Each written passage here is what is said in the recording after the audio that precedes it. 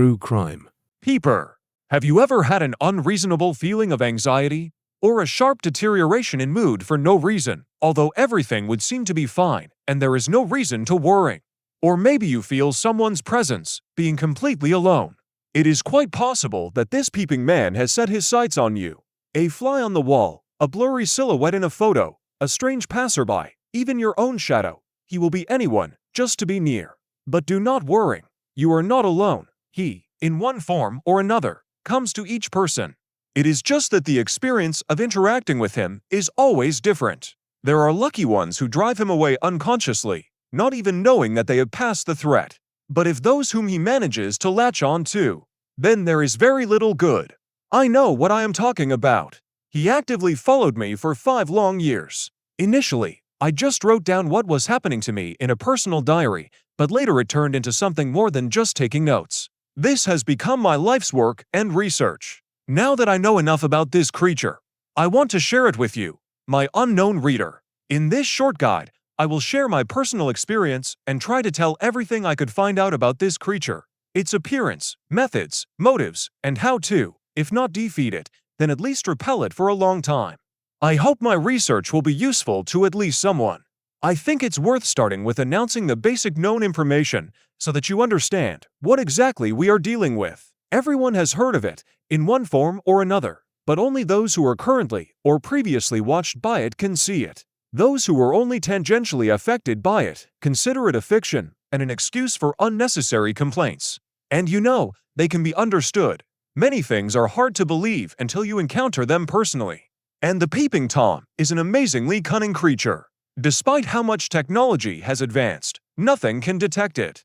Cameras, microphones, thermal imagers, various spectrometers, all this is absolutely useless against it. So there is no direct evidence of its existence, except for the words of those who have encountered it. Adding to the difficulty is the fact that it will be problematic to fully describe its appearance because it does not have a constant form. All victims describe it differently. Some see it as an old man with ulcers, some as a badly broken woman who, bent over, makes a crunching sound with every step, some as a shaggy spider with a galaxy of eyes that look like stars. For me, it looked like a short, pale man with narrow shoulders, bloated, as if ready to burst with a belly, which is why his body shape resembles a rotting pear. But there are common features that migrate from form to form. His eyes are always predatory, yellow, sunken, and tired. On his face is ostentatious, forced smile, trying to be friendly, but in fact very repulsive. Black oily bile oozes from his mouth and eyes. In his chest, where the heart should be, there is a gaping hole with jagged edges. Regardless of the form, the creature looks emaciated, awkward. The limbs are thin and disproportionate, as if a little longer than they should be. Seeing him in the flesh for the first time, I was naturally scared, but not from his appearance, as you might think, but rather from the images and thoughts that he began to send me. To be honest, his presence in itself did not evoke any emotions in me at all. For me, he was akin to an element of the interior that sometimes wanders somewhere nearby. The peeping Tom is scary not because of his appearance, but because of his influence on the mind of his target. He clouds perception, makes his presence the new norm. But even in my altered state of consciousness, I understood that something was wrong with me. So I started looking for information. Who is he? Why do I feel so bad? What does he want? How can I stop this? And although the monster interfered with me in every possible way, whispered nasty things, sent fatigue and laziness, I continued my search through force. Although more than once I caught myself thinking that I wanted to give up everything and let it slide.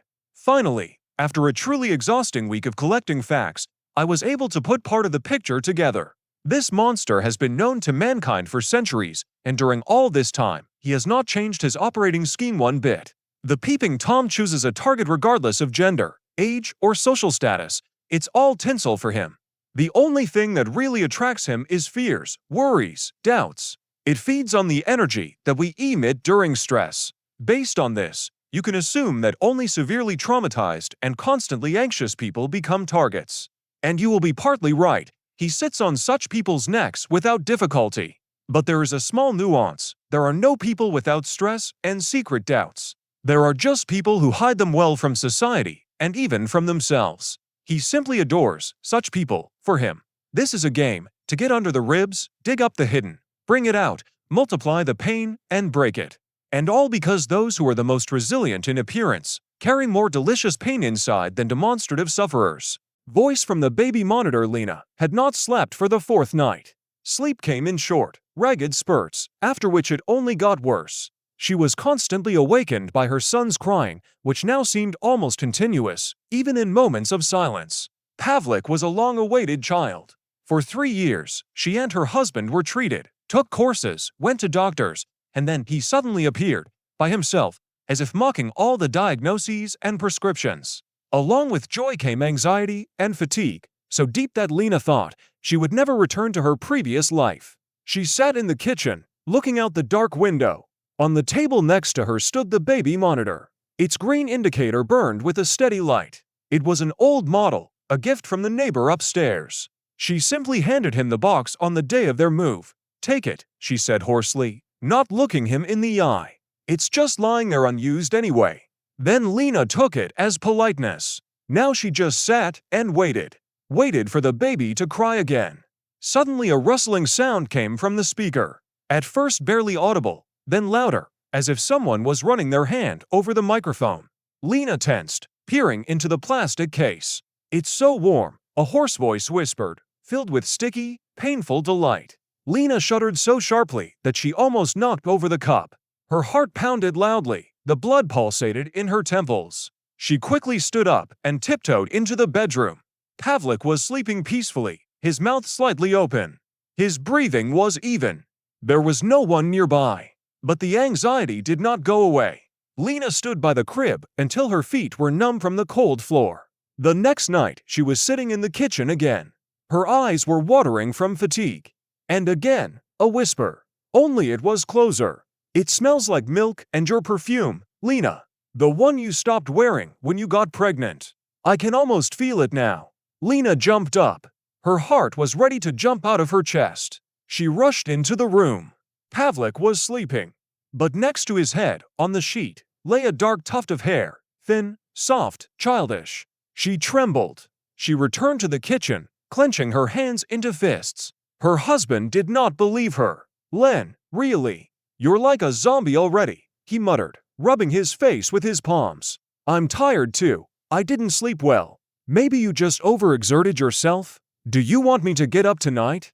If I don't oversleep?" He tried to smile, but his gaze slid to the side, to his cup of coffee, to the laptop screen. Lena nodded, understanding. She was becoming invisible even here. She didn't turn off the light at night. She carried the baby monitor with her everywhere, to the bathroom, to the front door, even to the balcony. Every time she approached the crib, she peered at her son, as if expecting to see something alien next to him. Something hiding. Sometimes the baby monitor began to hum quietly. A barely audible, hoarse voice sang a lullaby, the same one that Lena once sang to Pavlik. "Bye-bye, the bear is sleeping." Only now the voice sounded muffled and the words merged into one viscous buzz. Lena covered her ears, but the whisper was already living in her head. One day she found an open jar of baby food in the refrigerator, although she clearly remembered she had not touched it. And on the floor near the crib, dirty fingerprints and palm prints, as if someone had crawled, leaning their whole body against the floor. The air was saturated with a sour smell, like rotten milk. Lena could no longer remain silent. She packed her things, took her son, went to her mother. But even there, among the familiar wallpaper, soft light, and familiar sounds, she heard a voice. "Lenochka, I'll take him soon. You're tired already, right? Don't suffer. Give him to me." She did not sleep. She did not eat. Every touch of her son was accompanied by horror. What if under her fingers there is not skin, but mucus? What if her chest under the blanket rose out of sync with her breathing? She remembered her father's words, "To be afraid means to be alive." And then she began to fear that it was no longer she who was alive. Lena woke up from a damp cold, as if someone had left the window open in the room during the rain and the damp air had crept right under her skin. She immediately understood. Something was wrong. The crib was empty. Panic covered her instantly. She jumped up, ran barefoot into the hallway, her heart pounding loudly, her temples pounding like an alarm signal. Pavlik was lying in the bathroom. Inside an empty enamel bathtub, covered in thick slime with the smell of mold. He did not cry. He only blinked, as if everything that was happening was normal. Something leaned over him. A creature with transparent skin. Under it, black, pulsating veins. Thin fingers slid over the child's cheek. Tenderly, almost motherly. "You came," it croaked. "But it's too late." Lena froze. She wanted to rush forward, but her body wouldn't obey. As if something was holding her back. Her thoughts became viscous, heavy. "He's mine," the creature whispered.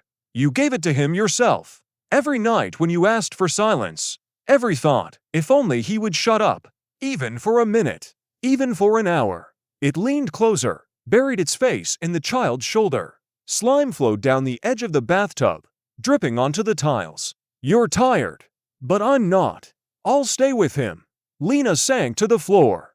Her hands were shaking. She heard her son's breathing, even, alien. And she didn't feel anything. You never know who lives in the apartment across the street. The rain, that endless, haunting accompaniment to my life, like a symphony of grayness and despondency, was pounding the windowsill again.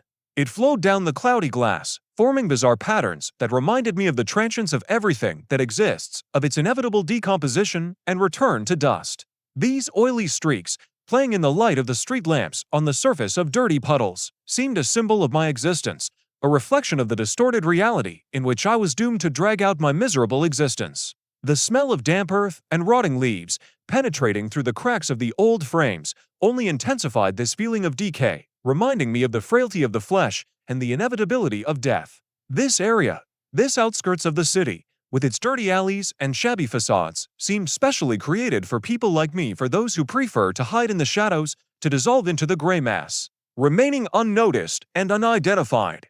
A sharp and unexpected ringing of the bell interrupted my philosophical reflections. I put down the book, an old volume of Montaigne's essays, which, like an old friend, was always ready to console me with its skeptical view of human nature. In his wise and ironic reasoning, I found a kind of justification for my own actions, confirmation that there is nothing new in the world, that everything has already been said and done before us, and that morality is just a convenient fiction designed to hide the true essence of man. Glancing through the peephole, I saw two men in dark raincoats, their faces hidden under the peaks of their caps. Police, sigh, predictable and unpleasant. Opening the door, I tried to give my face an expression of slight bewilderment, diluted with a bit of polite curiosity. "Good evening, gentlemen officers. How can I help you? I hope this is not connected with another complaint about the noise. The neighbors have recently become sensitive to manifestations of creative energy." One of them, a man of impressive height and a heavy look, slowly handed me an ID. "Captain Markov. This is my partner, Lieutenant Sharayev. We are investigating a series of disappearances that have occurred in your area over the past month." I pretended to be surprised, trying, however, to keep a hint of intellectual detachment in my voice. "Disappearances? True, I have not heard. How unfortunate. However, I confess that I am not the most attentive observer of the twists and turns of local life, too immersed in my books and thoughts. You understand, when you study the works of ancient philosophers, you simply have no time for worldly concerns." Markov squinted, as if trying to penetrate the depths of my soul to discern hidden motives and secret thoughts. "Haven't heard? Strange. Considering that the missing lived in close proximity to you. You've been living here for a long time, right?" "Yes, about 20 years. Since my aunt, may she rest in peace, left me this apartment as an inheritance. But, as I already said, I'm not inclined to active communication. I prefer the company of the dead. At least they don't ask stupid questions and don't demand explanations." Sharayev, young and energetic, with glowing eyes that betrayed his inexperience, intervened in the conversation. "Maybe you can still remember something unusual. Any suspicious people, strange sounds, anything that stood out from your, as you put it, quiet, secluded life." I thought for a second, as if scrolling through old records in my head, searching for a suitable answer. "No, I don't remember anything like that. Indeed, a quiet, peaceful area, except for the occasional noise from drunks under the windows. But that's more a part of the local color than anything worthy of attention. Habit, you know, dulls the sharpness of perception. As Schopenhauer said, life is a constant struggle for existence, with guaranteed defeat in the end. Markov looked at me attentively, studying me, as if trying to solve a complex puzzle. He didn't seem to be one of those who were easily deceived. "Do you work?" he asked. I answered evasively. "I live on savings. Rent, inheritance. Call it what you will. The main thing is that I have enough so that I don't burden society with myself. Savings. And what did you do before to accumulate such a fortune?" Sharav's tone became more insistent, with a hint of suspicion. I grinned, trying to hide my slight irritation behind it. "Oh, a lot of things. I used to be a journalist, trying to convey the truth to the masses. Then I did translations. It's a more profitable, but less ideologically charged occupation. Now I'm on a well-deserved rest, so to speak. A pension for the soul. I devote my time to reading, thinking and, of course, contemplation." Sharav curled his lips ironically. "An interesting biography. And you don't care at all about what's going on around you. People disappear, and you sit in your apartment and read books. Why is it indifferent? I just think that everyone should do their own thing. Your job is to look for missing people. Mine is to ponder the causes of human cruelty. I am ready to provide you with any assistance if needed. Within reason, of course." Markov did not let up. "Assistance? In what form?" I shrugged, feigning innocent bewilderment. "What can I do? If I suddenly remember something, I will definitely let you know. Maybe I will review old notes, dig into my memory.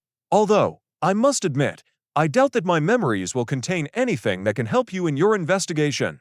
My thoughts are usually far from worldly vanity." Markov took a business card out of his pocket and handed it to me. "Here, take it. Call me any time if you suddenly remember something." They turned around, heading for the exit. Markov stopped at the door and looked back at me. I saw something in his eyes that I couldn't place. Suspicion? Interest? Or simply professional vigilance? "One more thing," he said. "Don't leave the city anytime soon. We might need your help." I nodded, trying to hide the slight tremor in my voice. "Of course. I'm not going anywhere. This is my home, my library, my safe haven. Why would I go anywhere?" They left. I closed the door and leaned my back against it. My heart was beating a little faster than usual. These two suspected something.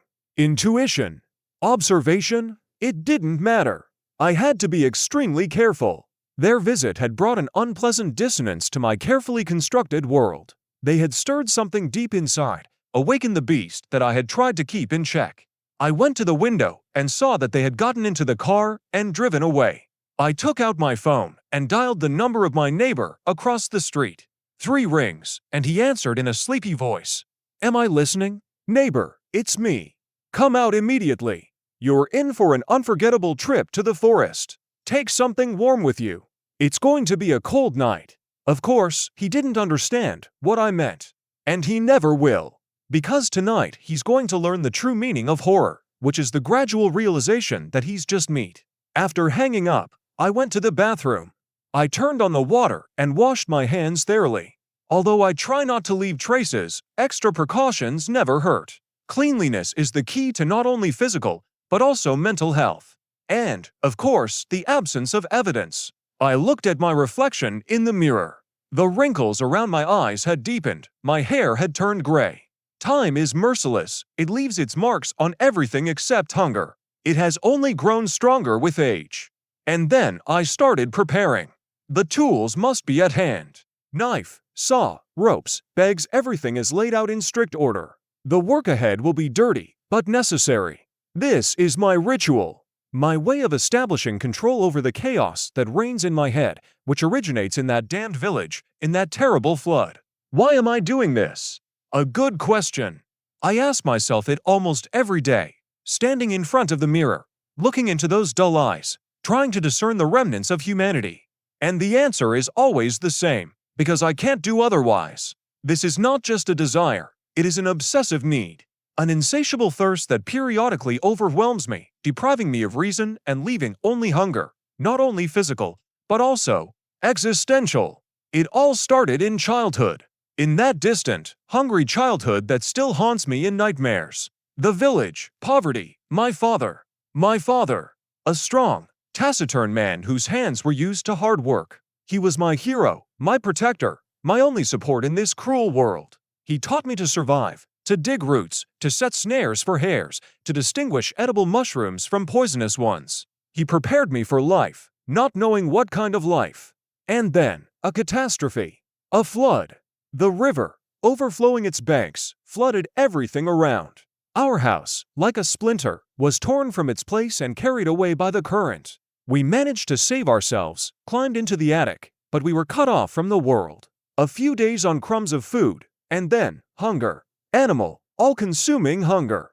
I remember my father, thin and pale, looking at me, and in his eyes I saw not only love, but also fear and despair. He knew that we were doomed. Father. He was my hero and my executioner. He gave his life so that I could survive. He made me eat his flesh. I remember his screams as he cut pieces of flesh from his own leg. I remember his words, "Eat, son. Eat and live. You must survive." It was an act of self-sacrifice, but it left me with an unhealed wound in my soul, with a brand that I will carry for the rest of my days, with a sense of guilt that gnaws at me from the inside, giving me no peace. I remember the taste of his flesh, salty, bitter, disgusting, and at the same time, saving. I hated him and loved him at the same time, cursed him and thanked him. I was a child deprived of choice, a victim of circumstances, and an accomplice to horror. Aunt. A kind woman who replaced my parents. She found me, exhausted and worn out, in the ruins of our home. She warmed me, fed me, surrounded me with care and love. But I could not tell her about what happened in the attic. I was afraid of her condemnation, her disgust, and did not want to destroy her faith in humanity. I carried this secret inside me like a heavy stone that pressed on me, not allowing me to breathe deeply. Now she is gone. She died, and I remained. And the hunger remained. It did not go away. It was maturing inside me like an abscess, ready to burst at any moment. Over time, I realized that this was not just hunger. It was a thirst for power, a need for control, a way to prove to myself that I was not a victim, that I could survive. Because what is life? It is a struggle, a cruel, merciless struggle for survival. And the one who is ready for anything wins. Someone who is not afraid to cross moral principles, who is ready to stain his hands with blood and feels no remorse. I have been ready for a long time.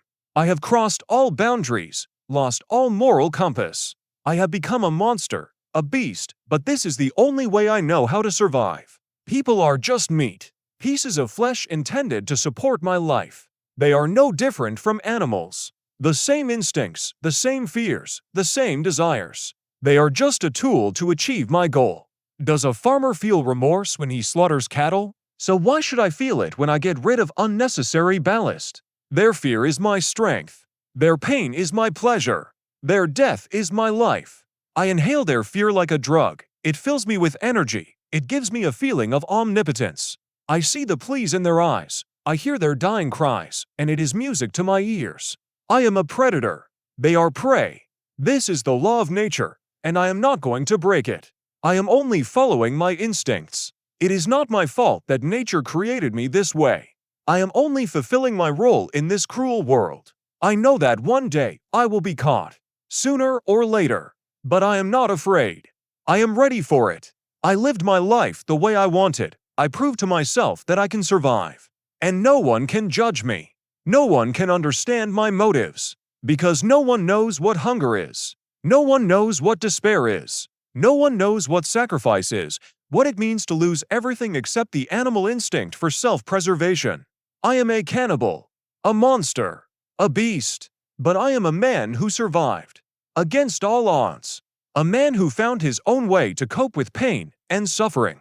A man who is doomed to eternal damnation. And I will live, as long as there is someone to eat, as long as my heart beats, as long as there is a spark of life in me.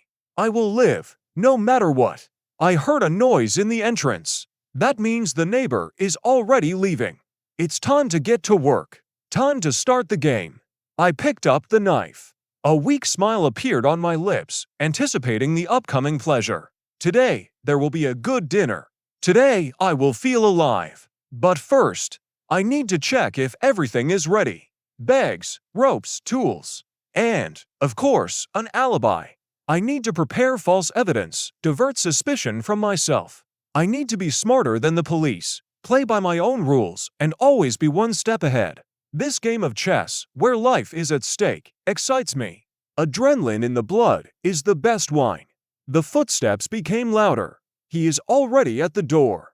It's time to begin the performance, which will end with his death and my temporary victory over hunger. A performance that will allow me to linger a little longer in this world full of pain and suffering, and that will prove to me that I am still alive. I took a deep breath, straightened my shoulders, and headed for the door. A friendly smile froze on my face. The performance begins. Subscribe to the YouTube channel.